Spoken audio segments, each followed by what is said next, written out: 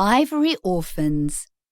Nature photographer and journalist Anne Chen visits orphaned elephants and the David Sheldrick Wildlife Trust. Imagine a sunny day at a nature reserve in Kenya. A huge adult elephant is playing with her tiny baby. 24 hours later, the terrified baby is found by park workers beside her mother's dead body. Poachers have cruelly hacked off the mother's valuable ivory tusks. Both the mother and orphaned baby have become victims of the ivory trade. The baby was saved by a rescue team from the David Sheldrick Wildlife Trust, which runs an elephant orphanage in Nairobi, Kenya. However, many other elephants are not so lucky and die alone in the wild. I recently visited the orphanage to take photos for an exhibition on endangered animals.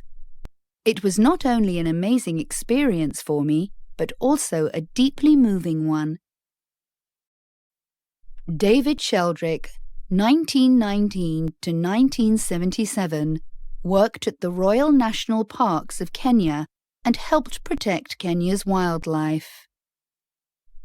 I had heard about the trust from a friend. Despite the fact that the elephant orphanage sounded interesting, I was concerned it would be like a zoo. Most are more focused on attracting visitors than caring for the animals. If that had been true, I would have left immediately. I needn't have worried, though. The animals are treated with tremendous care. The orphanage is open strictly for a single hour every day. All contact between visitors and orphans is carefully overseen by the staff. When I arrived, I was introduced to Giotto, an adorable little elephant.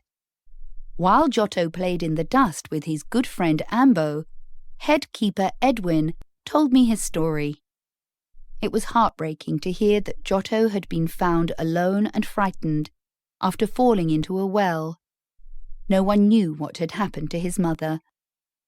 Giotto was weak and hungry when he first arrived at the orphanage, but he soon grew stronger and got very attached to his human keepers. As he was one of the smaller babies, Giotto used to be bullied by some of the naughtier orphans. It was fortunate that Mbego, a teenage female, became protective of him. Now the bullies no longer bother him. So, what will happen to Giotto?